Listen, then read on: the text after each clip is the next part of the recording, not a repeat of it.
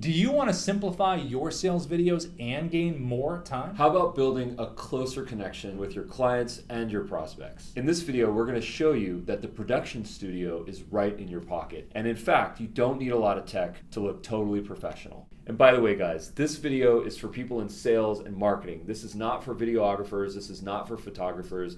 DSLRs are amazing cameras. We love Canon, Nikon, Sony, and Panasonic, and all the rest. This is the death of the DSLR salesman, not the death of the DSLR photographer or videographer.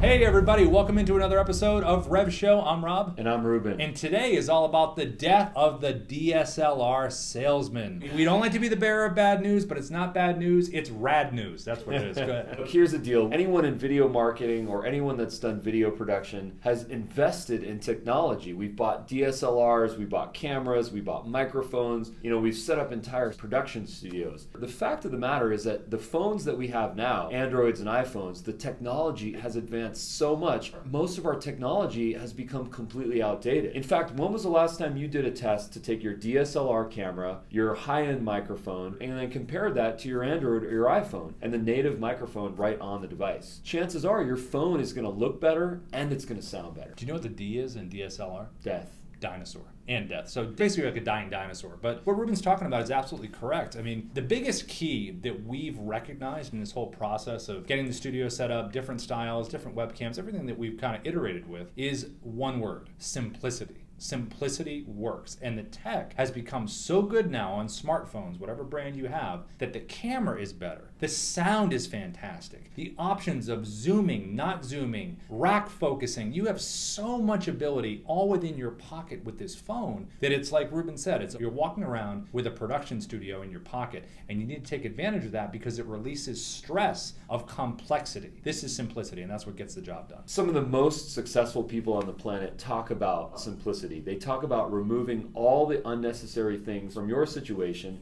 and only focusing on the things that work. This is the Pareto principle. 80% of our success comes from 20% of our efforts. The same comes to technology. 80% of the production quality, the effectiveness, the conversions come from 20% of our technology. Imagine how liberating it is to just get rid of stuff that we don't need. Stop using that DSLR. Stop using those unnecessary lights and that super bulky microphone that actually doesn't sound very good. These are ways that we can all improve. Now, there's something really important to note here, and that is called nanotechnology. Nanotechnology is technology that occurs at the smallest level. So if you think about the camera inside your iPhone or your Android, you think about a really, really small camera. If you look at the camera inside of an iPhone, you realize that it's very, very small. Now, if you look at your DSLR camera, especially if it's a full-frame camera, chances are the sensor is going to be a lot larger. Larger does not mean better.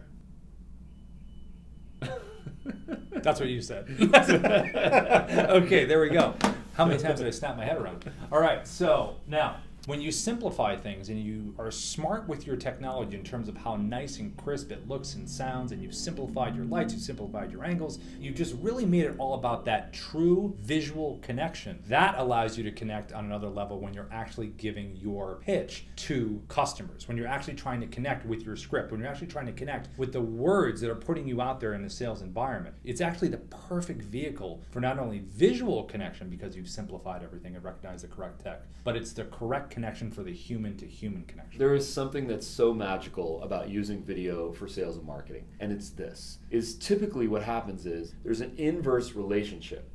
More humanity, less scalability. More scalability, less humanity. What's so interesting about this is that video makes us more scalable because video can be watched by a countless number of people. There's no limit on the number of people that can watch your videos. And guess what? It's the same message that you're sending to someone. So it's the humanity and the personalization of sending a video to one person, but doing it to many. And you know what that is? That's scalable and repeatable. And that's his favorite phrase. Now, what we're going to jump into is the good old before and after. Who out there doesn't like before and afters? Everybody likes before and afters, right? We're going to talk about and we're going to show you what before looked like in the studio.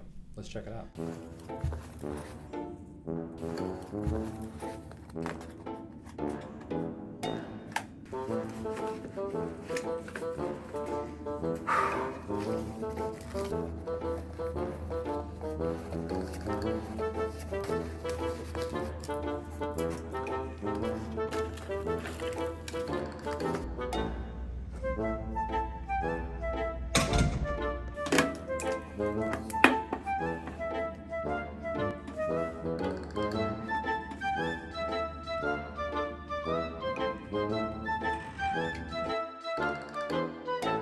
evolution on RevShow has been really interesting. We started with a DSLR camera, and then we went to a live streaming environment where we had webcams, we had a console where we could select different webcams. But the reality is that the quality of our videos was all based on webcam resolution, which was not very good. So if our editor, that's Sebastian, wanted to do zoom-ins, they would look really blurry and really pixelized. So if our editor wanted to do punch-ins on our face, they would be totally pixelized and it would not look good. We decided to do exactly what we're telling you, which is to use a smartphone. So now we have an iPhone 13 on cinematic mode with an external mic, and we could not be happier. And that enables us to do the punch-ins that Ruben's talking about and a lot of other options. And when we go to these other camera angles here in the office that you're going to see, you're going to really notice the difference between the bokeh effect that we love to talk about, where the subject matter is clear, background, and you can go back and forth in between it, which really helps when you're making a point about something as well. So think about this for a second. Imagine if you could go from a production environment where you have total simplicity, a simple device that's recording in high resolution,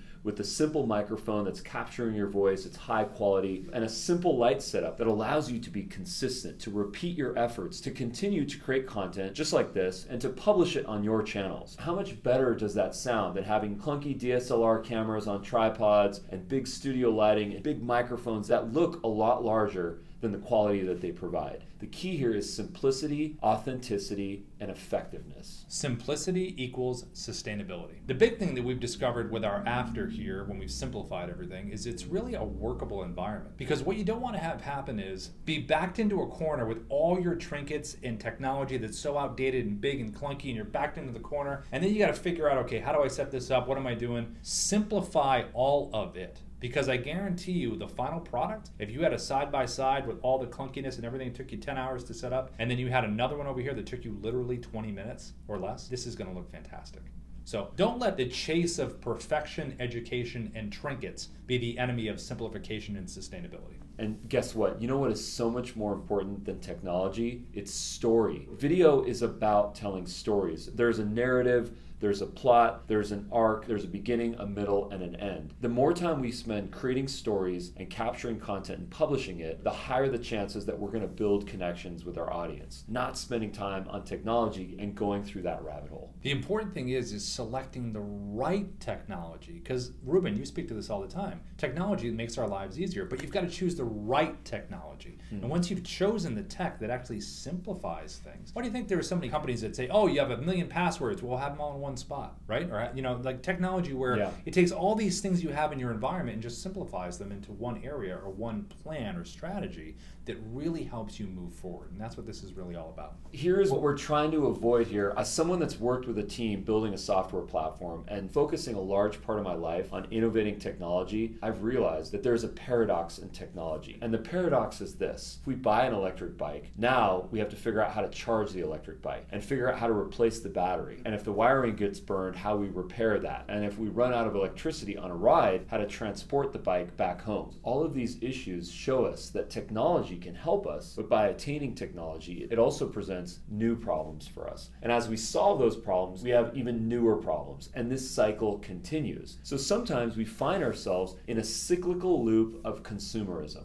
We're spending money on technology, implementing it, finding problems, getting more technology, finding problems, finding solution, and just never stopping this. Folks, this is the opposite of what you want to do in your video marketing. What that means is get yourself in a situation where you can take your phone, you can record a video, do some minimal editing, publish it on a social channel or send it as a video message or even an email campaign, and make a connection. Do not spend your time in the rabbit hole of technology because it's endless. And the one piece of advice, and you're going to see this in our future videos, be intentional with your shots. And we'll show you some examples of that in the future videos we're going to have, where if it's about a subject matter, that's going to be the focus, and there's going to be movement of the camera from there. We'll explain everything when we get to that, but be intentional with what your subject is and what your shot is. If you like the video, do us a favor, hit the like button below, tell your friends, tell everyone you love the content that we're putting out here. Consider subscribing to our channel, and what else should they do, Ruben? Well, you know what? Please consider sharing this video with someone that could use these tips. And best of all, put a dub video in the comments. We'd love to get that. And everybody out there, RIP to the death of the DSLR salesman. Hey, where do I look? Because do I look at the lens? You know what? I totally forgot where I was looking. Yeah. Do we mean simplicity? So listen, it's right there. So that's where we're going to look right below. Or should we just look at ourselves? Right there. there. I don't know. We have to test it. I don't know what it looks like. Okay. I have Because I no have clue. to just like remember to look at I've been that. looking at myself. It's kind of weird when I'm talking. Yeah, On the me camera. too. Yeah. I don't Yeah. know. We'll have to see how it looks. Yeah, okay, cool. Right. So I'm just gonna look up there. Just don't do this. So anyway, we're going to continue the discussion here. Okay, there we go.